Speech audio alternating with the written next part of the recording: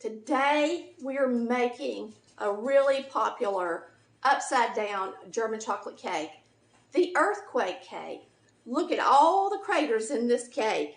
And I made it in this pan that was sent to me as a gift from a viewer, Diane. Thank you, Diane.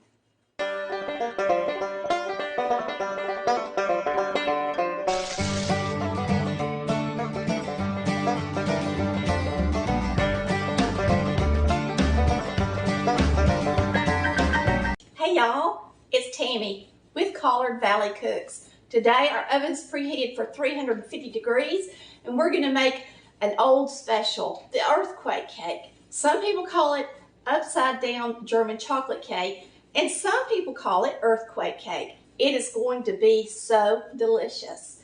It is coconut, pecans, German chocolate cake mix with cream cheese, butter, and powdered sugar dolloped on the top. So delicious. I've got a measuring cup that I'm going to put my oil in. You're just going to go by the directions on the box for your cake mix. So we need a ½ cup of cooking oil. Now we've already got 1 1/4 cups of water in here and 3 eggs next to me. We're going to be mixing up just a typical cake mix for one of the layers of this cake. So when I do a cake mix, I typically start out, no matter how I'm mixing it up by hand or with the mixer, I typically start out with all the wet ingredients in first. So we're going to add the 1 1/4 cups of water, the 1/4 cup of oil, and 3 eggs. All right, it's time to add the eggs. You're going to use 3 eggs.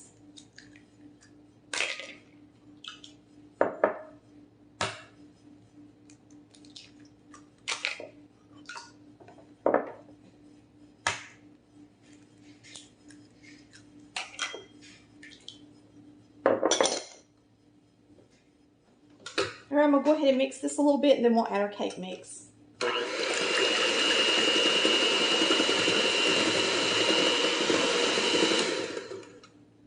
I am using a German chocolate super moist cake mix. I'm going to pour it in.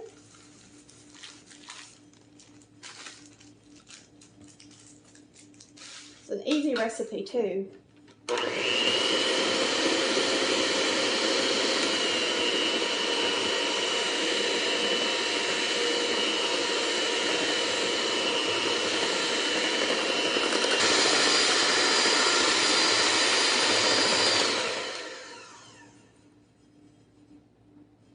Now we're gonna rinse these beaters off because we've got to beat up some cream cheese and butter. I'm gonna go over here and rinse the beaters off and get us another bowl. All right, I'm gonna put these back on the mixer. All right, we're gonna put in 8 ounces of cream cheese. I just heard the UPS man. He has delivered the Volume 3 cookbooks. We've been waiting on them for 2 weeks. It's very exciting. So after I get this cake mixed up, I'll start packaging orders for cookbooks. This is a stick of butter, which is a ½ cup of butter. So you got 8 ounces of cream cheese and a ½ cup of butter.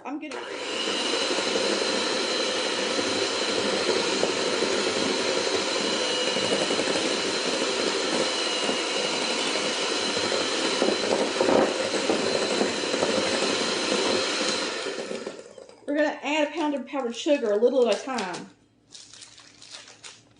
I'll go ahead and put in a little.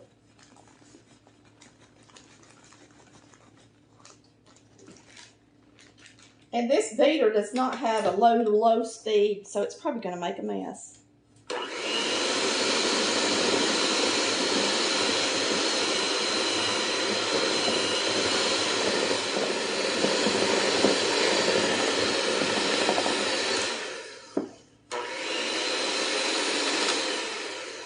To me, this is already sweet enough. I personally don't want the cream cheese to be super sweet because then it takes away from the taste of the cream cheese. It's plenty sweet. And I put in about 2 cups of powdered sugar, so that's what my recipe will call for. So now to the fun part, putting it together.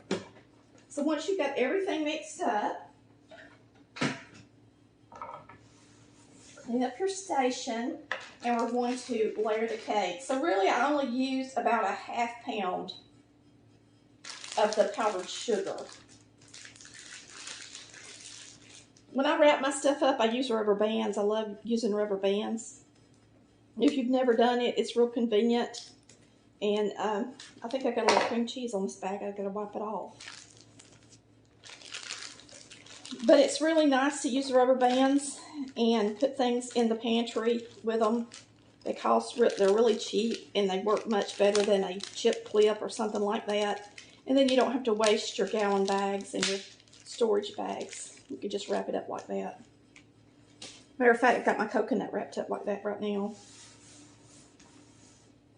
Get you a 9 by 13 cake pan. That's a 1/4 sheet, pretty much. Make sure you do a good job because this is a very sticky, ooey gooey cake.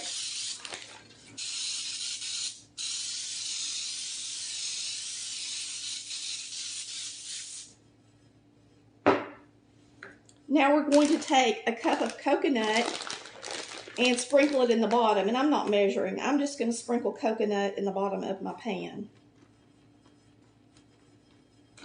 I love Baker's coconut. I don't know if you can get it where you live, but it is so much moister than everybody else's. It's amazing the difference.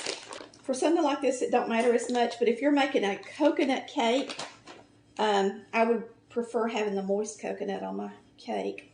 Now we're going to put pecans in the bottom, and I'm going to do the same thing. I'm just going to sprinkle them onto the bottom of the pan.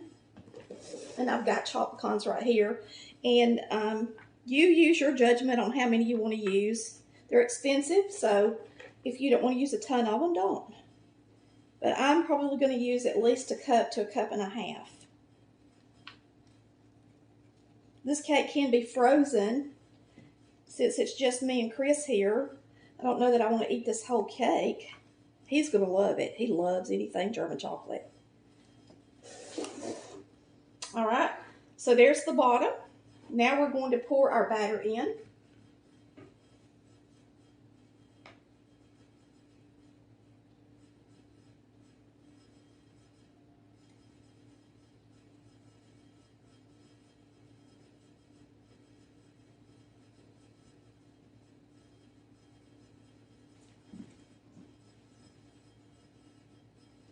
Just spread it out even as you can.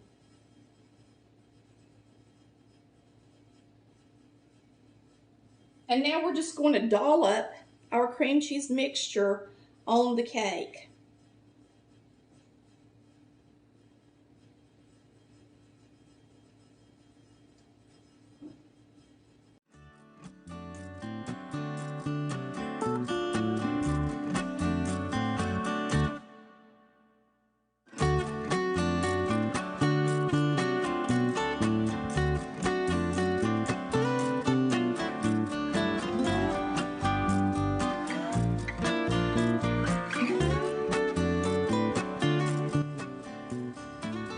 All right. Now you don't have to swirl it, but I'm going to just a little bit.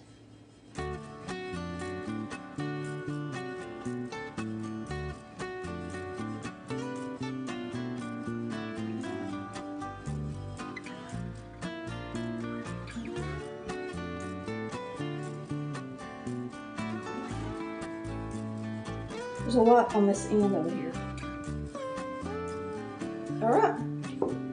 This is going in the oven at 350 degrees for 1 whole hour.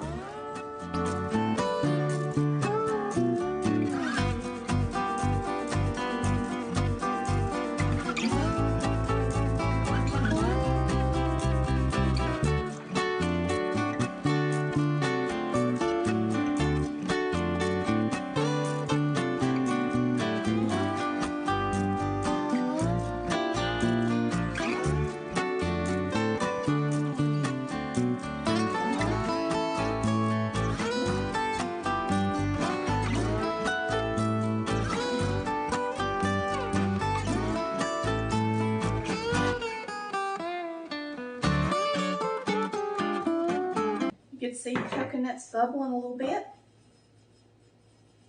It looks like it's cratered. All right, see all those craters? That's why it's called an earthquake cake. Got our milk. Yummy. Chris just brought milk because we were out. And I'm going to cut a piece. Now this has cooled off completely. I've never dumped one upside down just to see what it looks like, but we're just going to cut a piece out of this. Put it on our plate. And I'll show you how it looks. Sure, get around the bottom good. And it may take 2 pieces before I get a really nice, before I can lift a nice, no, it's lifting out pretty good. Lifting out pretty good.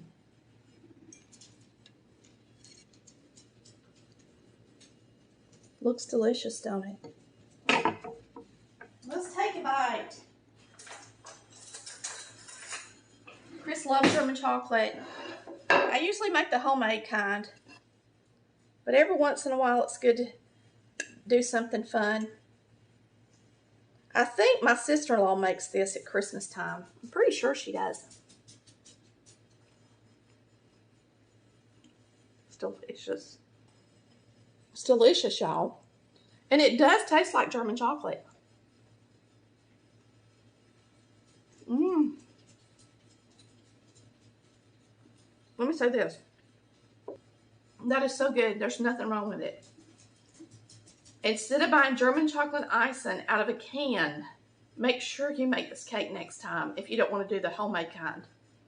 Because it is delicious. It tastes just like German chocolate. Mmm. Thanks for watching Collard Valley Cooks, where we cook like Mama did. Bye, y'all. Love ya.